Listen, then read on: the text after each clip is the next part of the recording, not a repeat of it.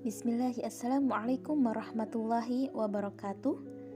Kami dari kelompok 5 akan menjelaskan mengenai penggunaan sitasi dalam karya tulis ilmiah.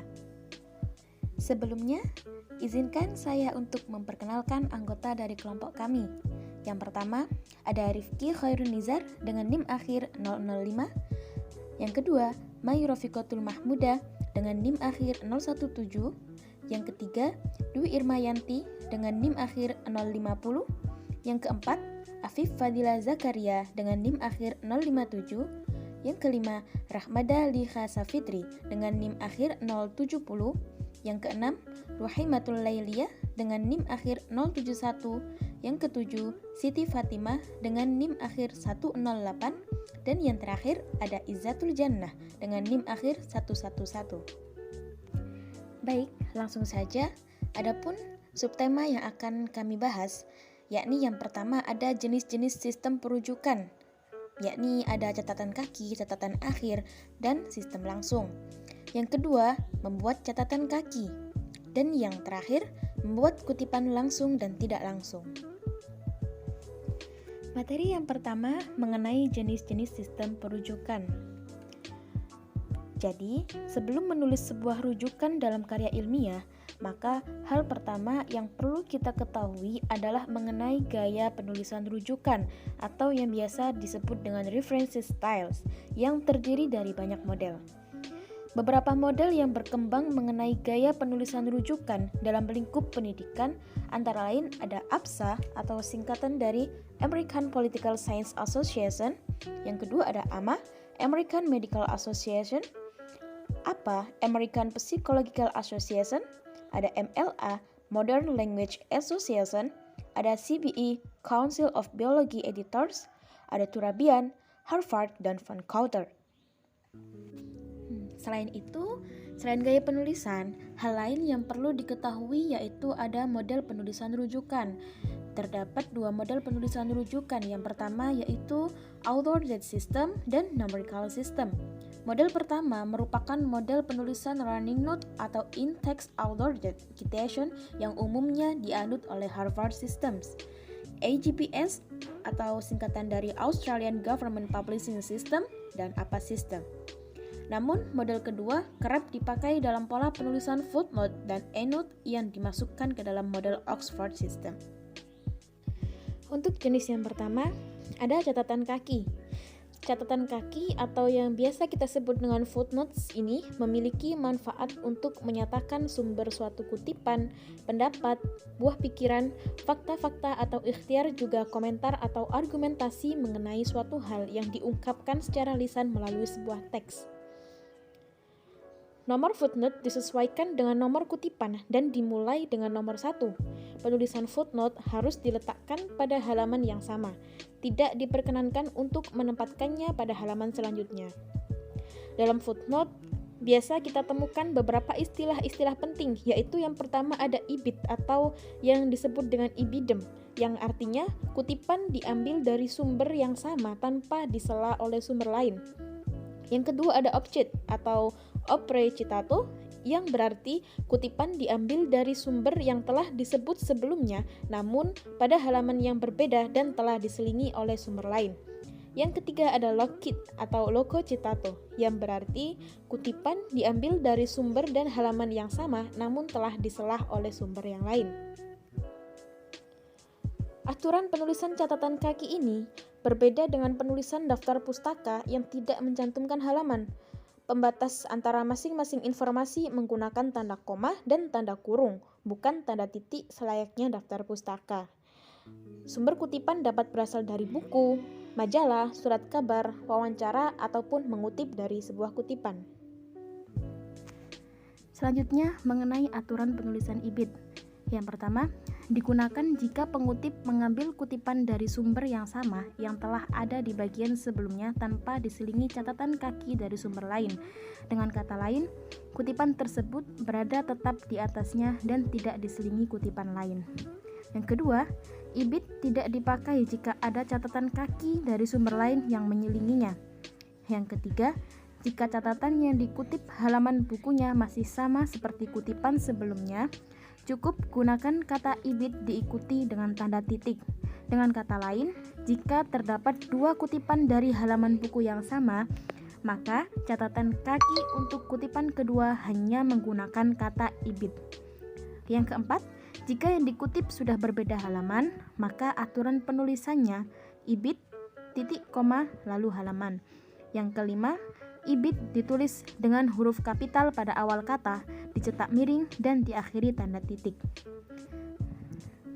Untuk contoh penulisannya bisa kita lihat sesuai dengan yang sudah tertera dalam video ini. Selanjutnya, aturan penulisan OBKIT. Yang pertama, sebelum kata OBKIT ditulis nama pengarang buku yang dikutip. Yang kedua, cukup menulis nama pengarang pertama saja. Yang ketiga, jika ada nama pengarang pertama yang sama dengan referensi yang sudah dikutip sebelumnya, maka tulis tahun penerbitan buku setelah nama pengarang. Selanjutnya, setelah nama pengarang diikuti tanda koma, spasi, satu ketukan, dan ditulis kata OBKIT. Selanjutnya, kata OBKIT tidak ditebalkan dan tidak digarisbawahi. Lalu, tidak ada spasi antara nomor catatan kaki dengan kata OBKIT. Selanjutnya, huruf O dan C ditulis huruf besar, sementara yang lain ditulis huruf kecil. Setelah itu, setelah OB, kata titik lalu spasi satu ketukan dan ditulis dengan lanjutan kata CIT. Diikuti dengan tanda titik lalu tulis tanda koma. Yang terakhir, tulis halaman atau P sesuai dengan bahasa tulisan. Kemudian, tulis titik dan spasi lalu tulis nomor halaman. Untuk contohnya bisa kita lihat yang seperti di samping. Selanjutnya, mengenai aturan penulisan dari Lockchit. Yang pertama, digunakan jika menunjuk sumber yang telah disebutkan sebelumnya tetapi telah diselingi sumber lain. Yang kedua, halaman buku yang dikutip harus sama. Yang ketiga, Lockchit tidak perlu memakai nomor halaman karena nomor halamannya sama dengan kutipan sebelumnya. Selanjutnya, nama pengarang, Lockchit. Lalu, jika satu pengarang ada beberapa buku rujukan yang dipakai, setelah nama harus diikuti judul bukunya. Selanjutnya, ditulis dengan huruf kapital pada awal suku kata, dicetak miring, dan setiap suku kata diakhiri tanda titik. Untuk contohnya bisa kita lihat seperti yang ada di samping. Yang kedua, ada catatan akhir. Catatan akhir yaitu suatu perujukan dengan menempatkan informasi rujukan di bagian akhir sebuah karya tulis ilmiah sebelum daftar pustaka. Catatan akhir hampir sama dengan catatan kaki, bahkan ketentuan dalam catatan kaki pun berlaku untuk catatan akhir. Jenis yang ketiga yakni ada sistem langsung. Sistem langsung atau yang biasa disebut dengan body note merupakan sebuah kutipan yang berada di dalam teks. Pada body note memuat nama pengarang, tahun penulisan, dan halaman kalimat yang dirujuk dengan ketentuan 1. Nama pengarang yang ditulis tanpa gelar. Yang kedua, tahun terbit terletak pada katalog buku. Macam-macam sistem langsung ada dua. Yang pertama ada kutipan langsung, dan yang kedua ada kutipan tidak langsung atau yang biasa disebut dengan parafrase. Yang pertama, kutipan langsung. Kutipan langsung merupakan kutipan dengan cara mengambil pendapat secara lengkap dari sumber teks yang asli. Tidak ada perubahan sama sekali, baik susunan kata ataupun tanda bacanya. Kutipan langsung hanya digunakan untuk hal-hal yang penting saja, seperti definisi atau pendapat seseorang yang khas. Untuk contoh dari kutipan langsung ini, nanti akan kita bahas di materi yang akhir. Selanjutnya, kutipan tidak langsung atau parafrase. Kutipan tidak langsung ini merupakan kutipan yang hanya mengambil isinya saja dan ditulis dengan bahasa penulis sendiri dengan catatan makna yang terkandung tetap sama dengan isi yang dikutip, seperti saduran atau ringkasan. Dalam penulisan kutipan tidak langsung, penulis tidak perlu memberi tanda petik, akan tetapi cukup ditulis dengan menyebut sumber pengambilannya saja. Untuk materi selengkapnya nanti ada penjelasannya di materi yang akhir. Sekarang kita masuk pada submateri yang kedua, yakni membuat catatan kaki. Dalam membuat catatan kaki atau footnote ini tidak serumit seperti yang kita pikirkan. Sekarang Dengan memanfaatkan teknologi, tentunya sudah sangat mudah membuat catatan kaki, yaitu dengan fasilitas Windows seperti Microsoft Office Word. Catatan kaki bisa dibuat secara otomatis dan perlu dilakukan pengaturan pada komputer atau laptop yang kita gunakan. Berikut itu ada cara atau langkah-langkah membuat catatan kaki di Microsoft Office Word. Jadi langkah yang pertama, tempatkan posisi kursor pada suatu tempat di mana akan dibuat catatan kaki. Langkah yang kedua, klik menu Reference, kemudian pilih icon Insert Footnote. Atau bisa juga dengan kita menekan tombol Alt plus Ctrl plus F. Maka Word akan menuju ke bagian bawah halaman. Langkah yang ketiga, isi bagian bawah halaman tersebut yang akan diberikan sehubungan dengan catatan kaki. Yang keempat, untuk kembali ke tempat footnote, klik icon Show Notes. Yang kelima, untuk menuju footnote yang berikutnya, klik icon Next Footnote. Berikut ada contoh hasil penulisan footnote menggunakan Microsoft Office Word. Nah, di situ juga ada penggunaan istilah ibid juga ya, yang berarti kutipan dalam halaman itu diambil dari sumber yang sama, belum disela oleh sumber yang lain. Selanjutnya, kita juga perlu memperhatikan hal-hal dalam penulisan footnote. Yang pertama, nomor footnote agak diangkat sedikit di atas baris biasa, tetapi tidak sampai setinggi 1 spasi. Yang kedua, nama penulis dicantumkan menurut urutan nama aslinya, namun pangkat atau gelar seperti profesor, doktor, atau insinyur dan sebagainya tidak perlu kita cantumkan. Yang ketiga, judul buku di garis bawah jika diketik dengan mesin ketik atau dicetak miring jika diketik dengan komputer. Yang keempat, jika buku, majalah, atau surat kabar ditulis oleh 2 atau 3 orang, nama pengarang dicantumkan semua. Namun, jika lebih dari 3 orang, maka hanya ditulis nama pengarang pertama, lalu di belakangnya ditulis et al. Atau DKK. Yang kelima, jika sumbernya berasal dari internet, maka penulisannya harus ada nama penulis, judul web complete, dan tanggal dokumen tersebut diakses atau di-download.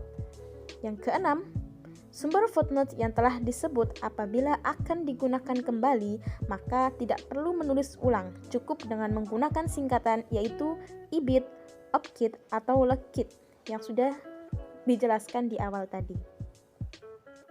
Nah, berikut merupakan contoh penulisan footnote-nya. Next, materi kita yang terakhir, yakni membuat kutipan langsung dan tidak langsung. Yang pertama, membuat kutipan langsung. Kutipan langsung ini merupakan sebuah pernyataan yang ditulis sama persis seperti tulisan asli dari sumber tertentu. Dapat berupa sebuah kutipan yang singkat ataupun panjang. Kutipan langsung terdiri atas 2 macam, yaitu kutipan singkat dan kutipan panjang. Yang pertama, ada kutipan singkat atau kutipan yang kurang dari 40 kata. Penulisan kutipan singkat di dalam teks ditandai dengan tanda baca petik, sedangkan bagian yang tidak dikutip dituliskan dengan tanda baca elipsis. Selanjutnya, sumber diperolehnya informasi kutipan tersebut dinyatakan dengan menuliskan nama penulis, tahun, dan pada halaman berapa kutipan tersebut diacu. Perhatikan bahwa antara tahun, tanda titik 2, dan nomor halaman tidak menggunakan jeda spasi. Kutipan singkat terdiri atas 2-3 baris, dapat langsung dimasukkan di dalam teks. Jika di dalam kutipan terdapat tanda kutip, maka digunakan tanda kutip tunggal. Berikut merupakan contoh dari kutipan singkat. Kesimpulan dari penelitian tersebut adalah terdapat kecenderungan semakin banyak campur tangan pimpinan perusahaan, semakin rendah tingkat partisipasinya karyawan di daerah perkotaan. Ditutup dengan tanda petik.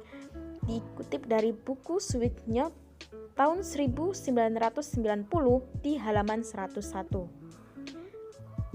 Perlu kita ingat, apabila kutipan yang kita ambil dari bahasa selain bahasa Indonesia, maka penulisannya harus dicetak miring. Selanjutnya ada kutipan panjang atau kutipan yang lebih dari 40 kata. Dalam kutipan yang berjumlah 40 kata atau lebih, maka kutipan ditulis tanpa tanda kutip dan diketik dengan jarak 1 spasi. Kutipan ditulis 1,2 cm dari garis tepi kiri dan kanan, dan diketik spasi tunggal. Jika dalam kutipan terdapat paragraf baru lagi, alinea dimulai 1,2 cm dari tepi kiri garis teks kutipan. Sumber acuan untuk kutipan panjang ditulis dengan cara yang sama seperti pada kutipan singkat. Tetapi, kutipan ini tidak termasuk dalam teks paragraf. Kutipan panjang ditulis terpisah dari teks, jadi dituliskan sebagai paragraf sendiri dengan ukuran huruf yang lebih kecil daripada ukuran huruf teks. Kutipan semacam ini biasa dikenal sebagai kutipan blok. Berikut ada contoh penulisan kutipan panjang. Selanjutnya, mengenai pengutipan yang sebagian dihilangkan. Apabila dalam mengutip kalimat langsung, terdapat kata-kata dalam satu kalimat yang dihilangkan, kata yang dihilangkan diganti dengan 3 titik.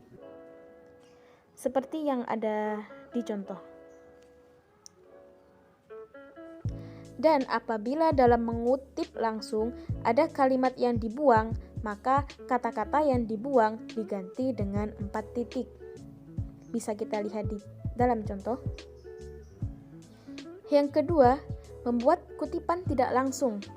Kutipan tidak langsung atau parafrase ini merupakan kutipan yang hanya mengambil pokok-pokok pikiran atau semangatnya saja dan dinyatakan dalam kata-kata atau bahasa kita sendiri.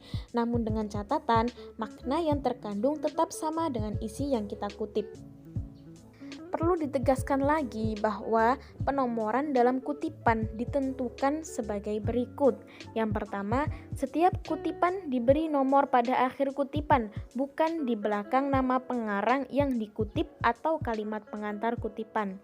Yang kedua, kutipan dibuat secara beruntun pada setiap bab, namun juga diperbolehkan berurutan secara menyeluruh pada semua bab dalam karangan tersebut.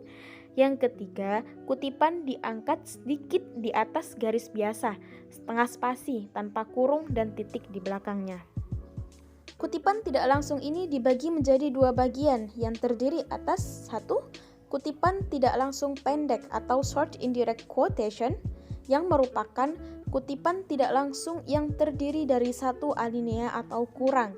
Yang kedua, kutipan tidak langsung panjang, long indirect quotation, merupakan kutipan tidak langsung yang terdiri lebih dari 1 alinea. Selanjutnya, cara penulisan dan contoh kutipan tidak langsung. Seperti yang kita ketahui bahwa cara menulis kutipan tidak langsung adalah dengan melakukan pengutipan menggunakan bahasa penulis sendiri tanpa adanya tanda kutip. Berbeda dengan kutipan langsung, cara penulisan kutipan tidak langsung adalah sebagai berikut. Yang pertama, kutipan ditulis ulang dengan gaya bahasa kita sendiri. Dalam menulis kutipan tidak langsung, maka dalam menulisnya kita harus benar-benar menggunakan bahasa kita sendiri sesuai dengan apa yang kita pahami dari teks yang kita kutip. Dalam menulis teks yang kita kutip secara tidak langsung, kita juga tidak perlu memberikan tanda kutip pada teks yang kita kutip tersebut. Seperti yang ada dalam video ini, ada contohnya. Untuk teks aslinya, tombol navigasi adalah tombol yang digunakan oleh pembaca blog untuk memudahkan mereka dalam mendapatkan berbagai informasi yang ada pada blog Anda. Nah, setelah kita kutip, menjadi seperti ini. Tombol navigasi merupakan tombol yang berfungsi untuk mempermudah pembaca dalam mencari informasi yang dibutuhkan di dalam sebuah blog. Jadi kita menuliskannya sesuai dengan pemahaman kita dan menggunakan bahasa kita sendiri. Cara yang kedua, yakni diakhiri dengan nomor kutipan dan tidak menggunakan tanda petik. Di poin sebelumnya, sudah dijelaskan bahwa kutipan tidak langsung tidak perlu menggunakan tanda petik di dalam kutipannya. Sebagai gantinya, kutipan tidak langsung tersebut diganti dengan nomor kutipan yang menerangkan sumber dari kutipan tidak langsung tersebut. Seperti yang ada di contoh, jadi kita tidak perlu menggunakan tanda petik dalam kutipan yang kita ambil. Yang ketiga, jarak spasi. Terkait spasi, ada perbedaan jika kita ingin mengutip kutipan yang lebih dari 4 baris dan kurang dari 4 baris. Kita bisa memberikan jarak spasi 2,5 cm. Jarak antara kutipan adalah 1 spasi dan tidak boleh dimiringkan. Kutipan boleh menggunakan tanda petik ataupun tidak. Tidak lupa, sumber kutipan juga harus ditulis dengan format nama penulis dalam kurung tahun terbit (2) halaman buku tutup kurung. Untuk contohnya bisa kita lihat. Nah, sementara jika kita ingin mengutip kutipan kurang dari 4 baris, maka kutipan harus dituliskan dalam satu paragraf. Kemudian kita bisa menggunakan tanda petik untuk membedakan kutipan dengan teks. Untuk jarak dengan teks adalah 2 spasi, sama dengan di atasnya. Dan jangan lupa kita sertakan identitas pengarang, tahun penerbit, dan halaman. Yang terakhir, cara menulis kutipan dengan beberapa pengarang. Dalam menuliskan beberapa kutipan memang harus mencantumkan nama pengarang. Ada perbedaan dalam pencantuman pengarang, apalagi jika lebih dari satu. Jika menggunakan referensi yang ditulis beberapa pengarang, maka kutipan ditulis dengan format nama-nama pengarang, tahun terbit buku, dan letak halaman yang ditulis dalam satu karangan. Tanda titik koma digunakan untuk memisahkan setiap nama pengarang, seperti yang ada di contoh. Titik-titik-titik dalam pembangunan ekonomi dalam kurung Rahman, 1997.28, Anwar, 1979.2, 10, Wirawan, 1989.2, 12, tutup kurung. Lain halnya ketika kita mengutip hanya 2 pengarang saja, kutipan dengan format nama akhir dari kedua pengarang. Jika lebih dari 2, maka kita juga bisa menggunakan kata DKK dan kawan-kawan. Dalam penulisan nama pengarang, kita perlu memperhatikan letak tulisan. Kutipan dengan nama pengarang ditulis sesudah kutipan. Untuk menuliskan kutipan tidak langsung, buat kalimat pengantar yang sesuai dengan topik kutipan yang kita ambil. Kemudian, tulis nama akhir pengarang, tahun terbit, (2) dan nomor halaman di dalam kurung. Baik, mengingat kita sudah menyelesaikan materi kita sampai akhir, selanjutnya saya akan menjelaskan kesimpulan dari materi yang telah kita bahas. Jadi, dalam proses pembuatan karya ilmiah akan lebih baik jika dilengkapi dengan sumber-sumber perujukan seperti catatan kaki atau yang kita sebut dengan footnote, catatan akhir, serta kutipan langsung dan tidak langsung. Ketiga unsur ini memiliki peran dan fungsinya masing-masing. Salah satu fungsi dari ketiga unsur ini yaitu sebagai penghargaan atas pendapat dan karya orang lain sekaligus sebagai perujukan bagi pembaca. Dalam sebuah karya ilmiah, biasanya kutipan dapat ditemukan dalam teks bacaan. Akan tetapi, kutipan juga bisa ditemukan pada catatan kaki. Catatan kaki terbagi menjadi 2 jenis, antara lain footnote dan endnote. Footnote terletak di bagian bawah halaman dengan ukuran teks yang lebih kecil. Kutipan juga terbagi menjadi 2, yaitu ada kutipan langsung dan kutipan tidak langsung. Kutipan langsung yaitu kutipan dengan cara mengambil pendapat secara lengkap dari sumber teks asli, tidak ada perubahan baik susunan kata ataupun tanda bacanya. Sedangkan kutipan tidak langsung merupakan kutipan yang hanya mengambil isinya saja dan ditulis dengan bahasa penulis sendiri, dengan catatan makna yang terkandung harus tetap sama dengan isi yang kita kutip. Mungkin hanya ini yang dapat kelompok kami sampaikan, kurang lebihnya kami mohon maaf yang sebesar-besarnya. Wassalamualaikum warahmatullahi wabarakatuh.